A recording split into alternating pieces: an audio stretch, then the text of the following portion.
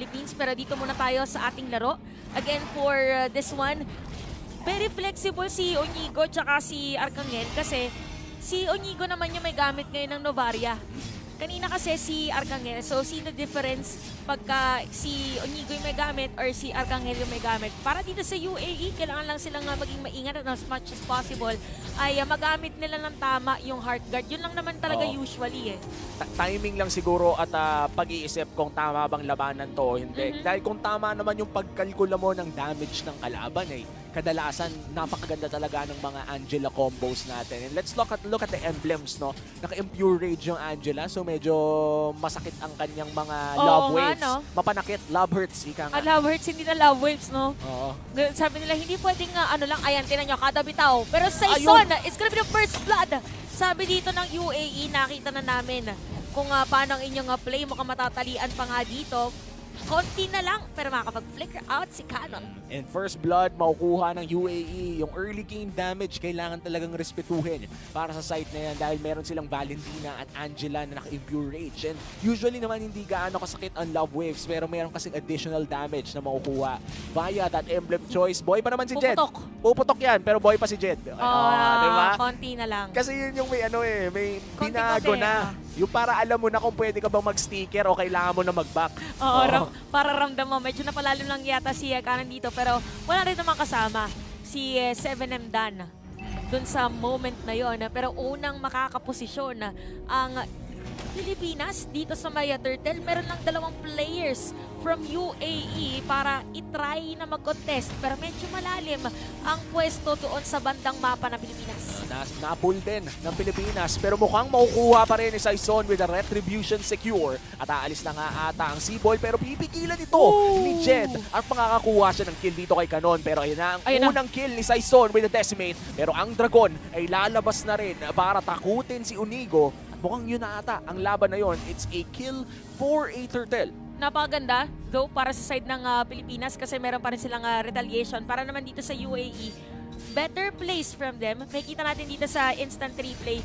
Maganda sana yung pagpasok or pagdash ni Travis. Kaso naging problema doon, nakafocus siya sa dash, hindi na niya na-timingan yung retribution. And it's expected na maging parang pawn na din si Canon during that moment kasi mobility-wise ay hindi ganon kataas for Terizla.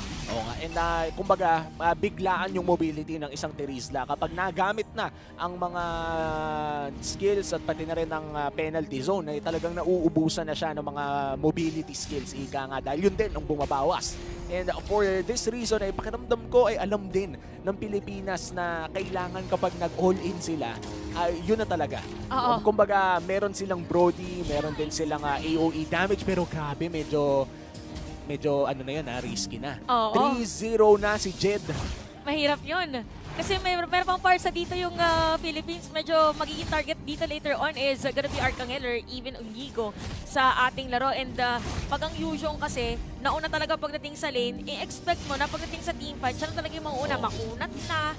So may edge na rin as compared to the other players. So lahat ng kills, lahat ng kills ng UAE galing sa kanya. Pero wait lang, mid lane. Ay, delikado ata si Saison. Pero mukhang may uunahin na iba at makakakuha ng isang kill ang Pilipinas. It's still a 3-1 at hindi pa ata matutuloy iyon dahil nangangalahati pa lamang ang buhay. Penalty zone na gamit na rin dito ni Canon and that's going to be a kill on Travis dahil makakatakas na rin si Jed dito via the Black Dragon form. 3-2 ang ating kill score pero kahit lamang sa kills ay lamang naman tayo sa goal. Yun yung kinagandahan doon kasi for Philippines, regardless, nakakagawa sila ng way. Kagaya niyan, ito yung way nila para mapantar. Actually, makaangat sa laban. Sila na naman ang makakakuha ng turtle at hindi makakasilip yung mga players dito ng UAE. Pero top lane natin, si Kuya Jed, alam ng Pilipinas dito na kailangan nilang pigilan. Papasok nga lang doon at napaganda na petrified. Pero mahirap talaga pag tatlo ang iyong nakatapat. That is gonna be a shutdown for Jed. At ayun ang nakakatuwa sa isang Terizla ngayon in this meta, no? Yung execution strike. Kapag natamaan ka kasi nun, or ang first kill ng isang Terizla, ay may taning na ang buhay mo. Nakikita mo naman literal na may taning na yung buhay mo. Makikita mo yun sa HP bar mo. Pag dumugo ka ng ganong kalupit, ay talagang mamamatay ka pagkatapos. Alam mo, masakit. alam mong masakit at alam mo din na may bonus movement speed ang isang Terizla kaya mas lalo siya nakakapwesto sa kanyang mga Vengeance Strike katulad na lamang yan. Oo, kaya ginamit din kanina ni kanyang first kill para makatakas. Pero makikita natin ang pinaka-priority talaga ng Valentina dito, which is Drago with the IMU is yung sa Farsa. So kailangan natin naman nila ng AoE damage. And Saison, talagang pinipigilan yung possibility for Travis dito na somehow ay ma-lessen yung gap. Kasi definitely lamang ngayon si Saison in terms of gold. And yung gold lead natin no, ay very respectable. 6 minutes in. Hindi pa naman ganong kalaki. 3,000 lamang. May chance pa rin makabawi ang UAE dito. Ang medyo worrying nga lang para sa UAE ay majority, if not all of their kills actually, ay nasa kamay ni Jed. Gusto mo sanang mapunta yon kay Boo Easy, ang gold laner. Pero makikita mo naman na ayun na, yung full combo with the dragon pa. Yun ang pumatay. Ang kumuha kay Arcangel. Yun yung yung full damage using combo. Naramdaman ni Arcangel, uy, teka lang, saan galing yung damage? Yung nakakatakot kapag XP lane yung tumataba. Pero, eto na yung perfect timing ng Heartguard. Pero mabalik tayo dun sa isang usual play. Most of the time kasi, pag hindi napapansin, since nasa XP lane at sumama na sa teamfight, magtataka yung ibang players, lalo na for Philippines, uy, teka, saan galing yung damage nun? Yun pala, 4-1-0 na ngayon. Ay, nako, yan na! Ayun na. Ang ganda ng ginawa ni Unigo doon. Para lang may konteksto, para sa mga bakit maganda tumama lang naman yung skill. Tumama yung skill ng vertical angle. Kasi madali lang naman iba to yung Astral Recall o yung Meteor na nakikita nyo kung pa-diretso. Pero imagine nyo, para ka nag-shoot ng basketball pero nandun ka sa likod ng ring. Parang may, tama yung pectus. Oo, tama yung pectus. Napektusan. Napektusan. Ito nga, actually mapapanood uli natin. Feeling ko nagkamali lang ng replay. Pero ang nangyari talaga doon, ang ganda ng angulo. And another kill going to the hands of the Philippines. Unigo. On fire in this game, 90%. 90% napaganda nun, kaya naman merong space si Ricciano. And just to emphasize, kanina diba si Unigo nasa may bottom lane. Bago pa masira ni Ricciano yung Torre dun sa may top lane, may vision pa nga siya if ever kasi meron dalawang neutral doon na pwedeng kuhanin. So, it's as if nagbibigay siya ng vision and at the same time damage. Oh, ayan. Thank you. Ayan ang perfect example natin para lang tayo nagsa-slideshow report. Kaya nga slideshow report, no? Tapos may tagapindot ka pa ng slide. Sakto Napakaganda ng ginagawa ni Unigo dito. Bukod sa pagbibigay ng vision, ay nagbibigay din siya ng poke damage. So bago pa man magsimula ang mga laban, dumudugo na ang UAE. And so far, ang Dragon ngayon ay papasok pa rin doon sa may bandang likod. Pero nag-U-turn. Nagkamali lang ata ng lugar! Pero may penalty zone na meron ng bitawa ang Leleza. Pero nakisabi ng side ng UAE. Kung kaya lang din naman pagdating doon sa may sustain. Pero masakit daw. Buhay pa rin. Kompleto mga players ng Pilipinas. Queen of Nature ginamit na. Pero Ricciano is still alive. And Pilipinas pwede pa rin dumire-diretso. Frustrating team fight para sa side ng UAE. Kung positioning lang ang usapan, napakaganda ng posisyon ni Boo Easy o ng Melissa sa side ng UAE. Kaso kulang pa talaga sa damage. Kumbaga tatlo na yung dumudugo sa side ng Sibol pero hindi pa rin nila matapos-tapos at hindi rin naman kasi basta-basta pwedeng pumasok ang Fredren sa laban na yon kahit may Heartguard dahil low na ang HP at kulang na rin ang energy stacks. Pero look at that.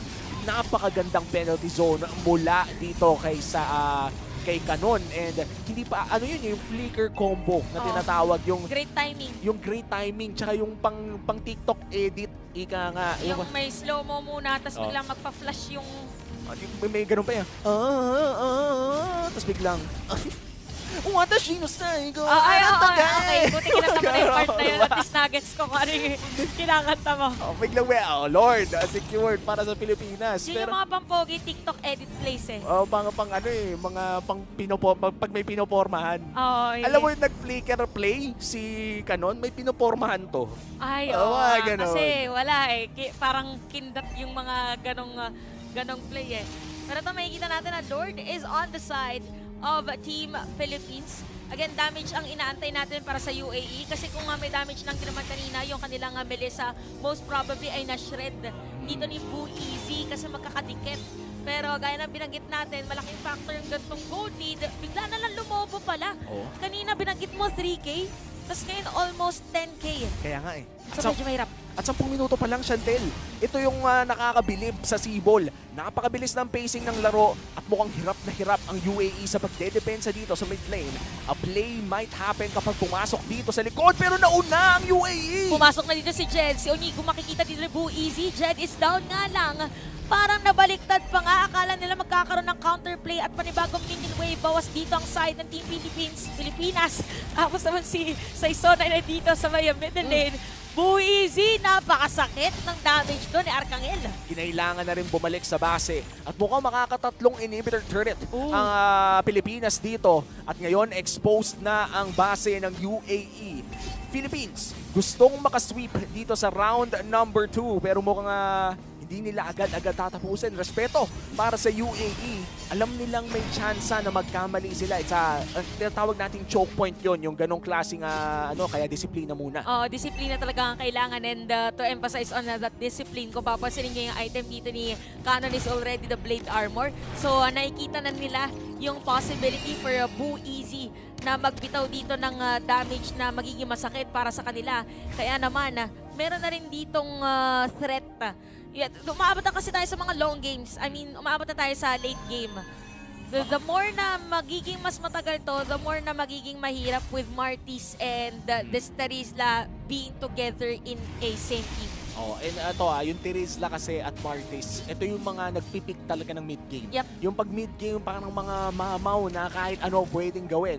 But by the time na umabot tayo ng late game, ito yung mga pawang bodyguard na lamang. Yung kaya pa rin mang brusko ng mga ibang miyembro ng UAE, pero hindi na sila yung kayang mangmama. Mambo-brusko lang pero hindi mangmamama. Pero ito si Onigo, from early to late game. Consistent, no? Consistent. Napakaganda pa rin ang kanyang mga ginagawa at habang tumatagal ay mas sumasakit pa ang Astral Recall. Oo nga pala, pang late gamers din nga pala yung Varia. Makikita niya yan na mamaya panagabitaw din siya pag nagbato siya ng planeta. Oo. Ayun ang mahirap. Planeta yung ibabato sa'yo. Binato mong tinapay, planeta yung kapalit na wag na lang, boss. Sa na rin, parang throwback na rin sa Spanish Bread era. Ay, oo nga. Bren Esports na ngayon, Sibol for this tournament na talagang namimigay o nambabato ng tinapay. Pero Onigo, kinalit yung dragon na may patong na bata. And this is Angela Dragon combo na kanina pa natin pinag-uusapan.